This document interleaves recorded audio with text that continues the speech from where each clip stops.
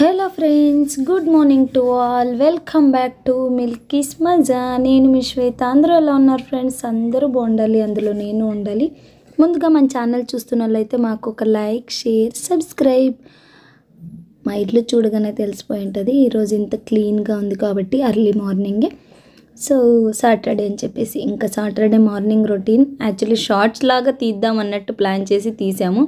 But అది more than 3 minutes అవడంతో short కుదరకుండా అలా లాంగ్ వీడియో లాగానే ఎడిట్ చేస్తూ ఉన్నాం అనమాట.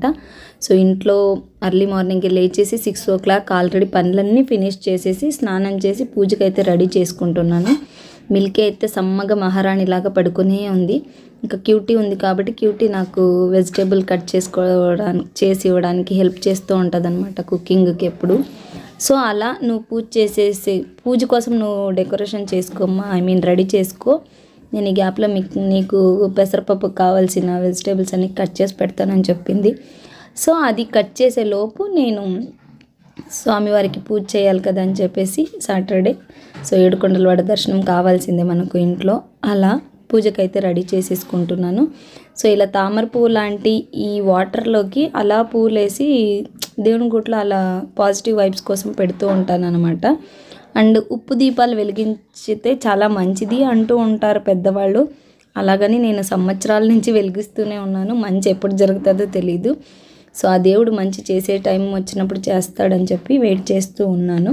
సో ఇంకా పూజకైతే అన్నీ రెడీ చేసేసుకున్నాను. జస్ట్ దీపాలు వెలిగించాలి, ఇంకా చాలా టైం ఉంది కదా, సో వెలిగిద్దాంలే 10 గంటల లోపల అని చెప్పేసి మళ్ళీ ఇంకా రిషి ఆల్రెడీ కట్ చేసి పెట్టిన వెజిటేబుల్స్ అంటే పాలకూర కొద్దిగా ఉంటే పాలకూర పెసరపప్పు చేయమని చెప్పింది అనమాట. అందుకోసం కావాల్సినవన్నీ కట్ చేసి పెట్టింది. సో నేను ఆ పప్పు ప్రాసెస్ అంతా కంప్లీట్ చేసి బాయిల్ అవ్వడానికి పెట్టేసి వచ్చి ఇంకా దీపాలు అయితే వెలిగించి పూజ చేసుకుంటూ ఉన్నాను. బేసికలీ నైటీలో కానీ ముడి కట్టి కానీ పూజ చేయడం నాకు నచ్చదు. కానీ ఫర్ టైం బీయింగ్ అడ్జస్ట్ అవ్వకపోయినప్పుడు ఏదో ఒకటి పూజ అయిపోవాలి టయానికి అన్నట్టు చేస్తూ ఉంటాను అనమాట. సో అలా ఈరోజు కూడా అనుకోకుండా క్యూటీ ఉన్నా కూడా సో అన్ఎక్స్పెక్టెడ్గా నైటీతోనే పూజ చేయాల్సి వచ్చింది. అయినా ఓకే అనుకుంటా. ముడి కట్టి ఎందుకు పూజ చేయకూడదు అన్నదైతే లాస్ట్ 2 videos నుంచి అడుగుతూనే ఉన్నాను. ఎవరికన్నా తెలిసింటే దాని గురించి కామెంట్ చేయండి. ఇంకా పూజ అంతా కంప్లీట్ అయిపోయే లోపు ఆల్మోస్ట్ 9:35 అలా అవుతుంది. పప్పు కూడా బాగా బాయిల్ అయిపోయి చిక్కబడింది అనమాట. సో ఇది చపాతీకి కానీ దోశకు కానీ చాలా బాగుంటుంది. నేను రైస్లో కదా అని చెప్పేసి కొంచెం వాటరీ లాగా చేశాను. పాలకూర కొద్దిగా ఉన్నా కూడా పెసరపప్పు కందిపప్పు మిక్స్ చేసి చేసిన ఈ పాలకూర చాలా టేస్టీగా ఉంటుంది. ఇంకా యూనిఫామ్ అయితే వేసేసుకొని చక్కగా ఈరోజు పూజ చేసి కడుపుబ్బ తినేలాగా టైం దొరికింది. దీనికి అంత రీజన్ క్యూటీ అనమాట.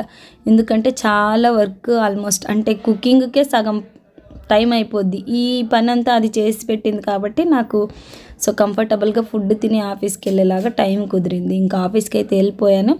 తర్వాత ఈవినింగ్ 7:30కి ఇంటికి రాగానే మళ్ళీ కాఫీ తాగి ఫ్రెష్ అప్ అయ్యి మనకి దగ్గరలో ఉన్న ఆంజనేయ స్వామి దర్శనం అయితే చేసేసుకుందాం.